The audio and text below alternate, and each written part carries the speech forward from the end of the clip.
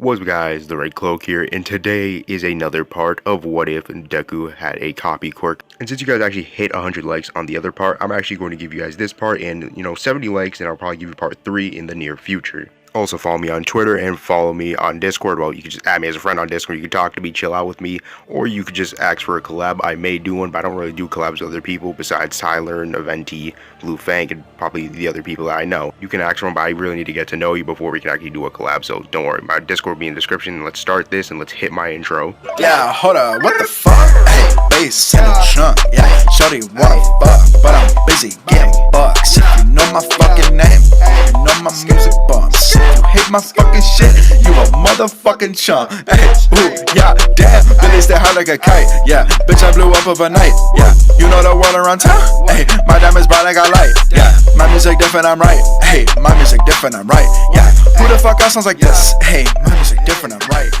I don't give up. Last part we explained Deku's copy quirk and basically the events of season 1 of My Hero Academia, but I do want to retcon something. The retcon is Deku's quirk. I made him actually pick any quirk he wants from the 2 slots that he has, but this time I'm going to make it a randomizer, so this means he doesn't actually get to pick. Is actually a randomizer. This means the chances of him getting a good quirk is kind of downed. So this means he can't, pick Todoroki's quirk and Bakugo's quirk at the same time. At chance it could happen, but it's basically like a dice. Anything could happen. While Deku's training, he's trying to find new combinations with his quirk. He actually finds one combination that he actually randomly gets, which is actually Kirishima's hardening quirk with One For All. Deku actually thinks this combination is actually great, and he actually thinks if he actually gets this combination most of the time, he actually could possibly beat Bakugo and Todoroki. One quirk Deku does not want to get randomly is Sero's tape quirk, because again, that's garbage. I like Sero, he's a cool guy, I'm pretty sure he's a nice guy, but the tape quirk is garbage, no one likes it. Whoever gave him that quirk, well, he was born with it, I don't know why I said gave, but still, it's garbage, no one likes it, and I'm pretty sure no one wants it. Enough of roasting my man Sero. Aizawa still actually tells him about the UA Sports Festival. They actually have 1 week to train. While Deku is actually training, he actually doesn't really learn anything new, but he actually does meet Shinso, so that means he actually gets to touch him, he actually learns his quirk, and he touches most of the Class B students, so yeah, he knows their quirks as well. But nothing really new happened, so basically the 1 week would actually pass, the UA Sports Festival would begin. Deku would actually begin. The first quirk he actually gets is actually Tokoyami's Dark Shadow quirk, and Deku would actually get Kendo's Big Fist quirk. Deku would actually use Dark Shadow and ride on it, and actually use Kendo's Big Fist, actually destroy the 0-point bots, and actually go over them. Deku would actually go to the obstacle course and actually start jumping around and actually flying around with Dark Shadow. Deku's Dark Shadow actually is a little bit more blacker, and he actually can ride with it, just like Tokoyami. He actually can combine with it, but he just doesn't know it yet. Deku would go against the minefields and actually use Dark Shadow to fly over it, and then Deku's copy quirk would actually stop and actually finish. Deku would actually say damn it and actually use what he did in the original and actually pass Bakugo and Todoroki. It's a close race, but Deku still wins in the original. Calvary thing would actually still begin, and actually he still picks Tokoyami, Uraraka, and Hatsume, and Deku actually, the quirk he actually gets is actually Sero's tape quirk and Bakugo's explosion. This is actually cool and all, but he just knows that he never wanted Sero's quirk, but it doesn't matter, he has to make adjustments to it.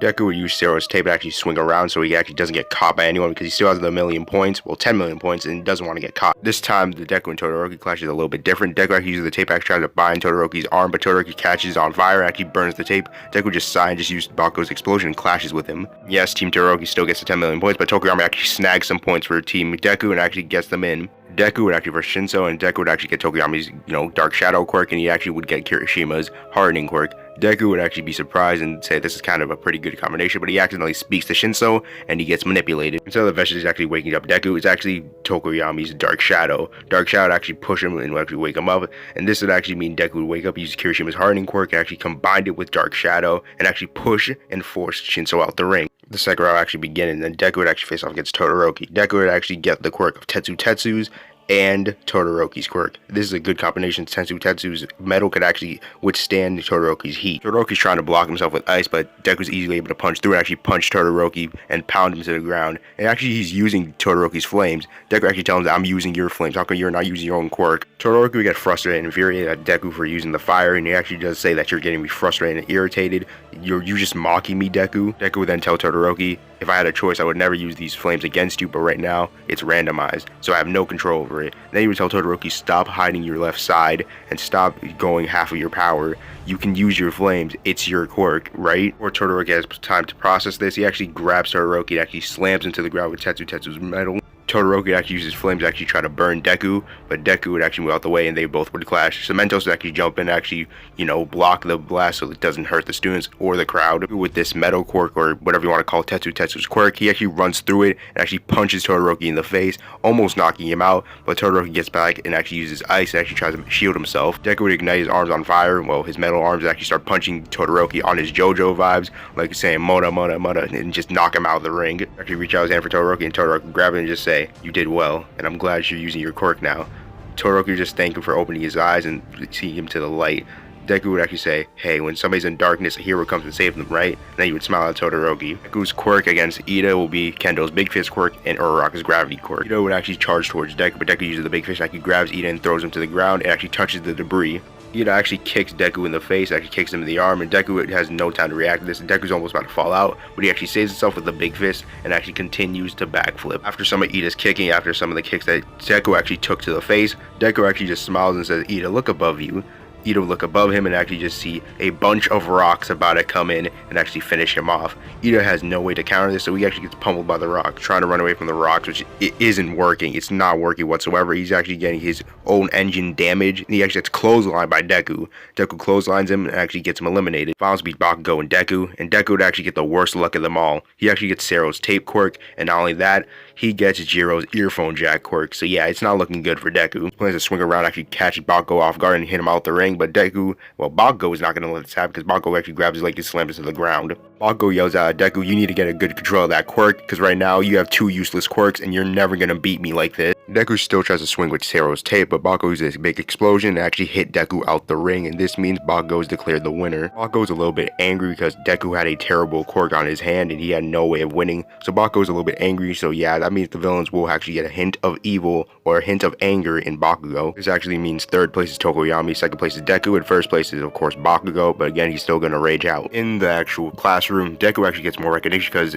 One For All isn't breaking his bones and people actually still want Deku as an intern, but still, Deku would actually go Gran Torino. I know people would say that he would go Gran Torino, but I did say that he does know All Might a little bit, and All Might and him do train a little bit. Gran Torino actually teaching Deku how to use One For All. He actually teaches him how to completely add more slots to his copy quirk, so he can actually use 3 at the time, but still, it's actually hard for Deku because if he does, he's going to collapse or faint. I still think Deku would learn 5% One For All because, again, he did copy the quirk from All Might, so he would still learn 5% from Gran Torino, well, actually master it. Some of Deku's training is actually him actually getting more slots so he can actually use more quirks, and basically him 5% One For All that he can master. Regardless, I do think Deku would be even stronger than he was in canon, and I do think him and Gran Torino would actually still go out to Hosu City. While Deku's train's going by, their train would actually be stopped by some Nomu, and Deku would actually be told to stay in the train, but Deku refuses, actually goes out and tries to look for Iida since he's actually working at Hosu City. Quirk Deku's copied quirk actually gives him is actually Iida's burst quirk and Aizawa's eraser quirk, so this would be great actually finding the hero killer Stain. Deku is bursting through every alley and actually trying to find Iida, but he actually doesn't counter Iida on the ground about to get killed by the hero killer Stain. He would open his eyes, actually cancel out Stain's quirk, and this actually means Iida can actually get up. He would be up if Stain didn't injure him that badly, so Deku's by himself fighting Stain. And here's the difference between Aizawa and Deku. Deku hasn't really been trained with this quirk, so he doesn't know how to keep his eyes open for very long,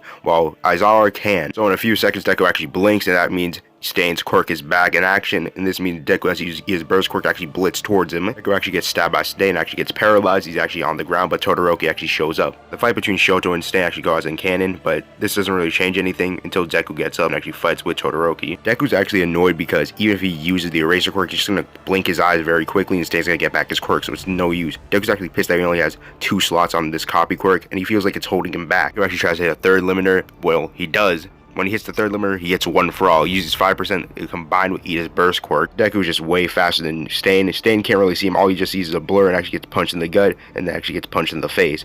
Deku actually throw him up in the air and actually hit him down with a Detroit smash. Stain is actually knocked out. This means they actually have to bind the guy. And this is also bad as well because Deku actually knocks out and faints because he used his third limiter, and this means he's going to faint and knock out. And this means that he's going to the hospital with Iida and Todoroki. Deku doesn't really have any major injuries, just strains on his arm and leg, so it's not really that bad. It could be helped by, healing. When everyone goes back to school, nothing really changes unless you want to say Deku got dumber, which is not a plausible answer, so yeah, nothing changes. And for Deku and Bakugo's relationship as friends, well, as kind of enemies right now, Bakugo isn't really angry at Deku because, you know, Deku isn't getting ahead of him. Well, he kind of is, but Deku isn't really using his moves, and he isn't really having one for all and actually getting ahead of Bakugo from a huge margin. But I would actually say Bakugo is still angry that Deku is getting ahead of him as in strength-wise, because Deku does have a copy quirk, a quirk that basically puts Bakugo's to shame. What does he have? Explosions?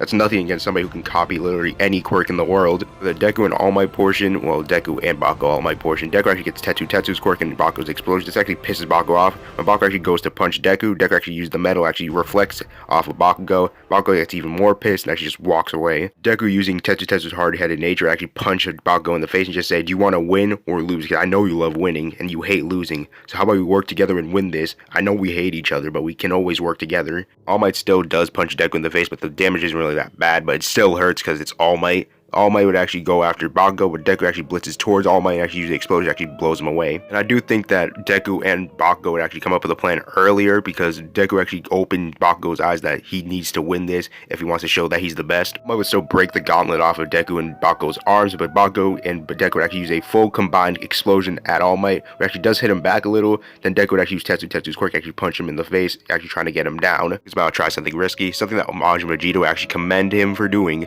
Deku would actually pin All Might down and actually start exploding. He would tell Bakugo to run for the gate and actually start exploding everywhere.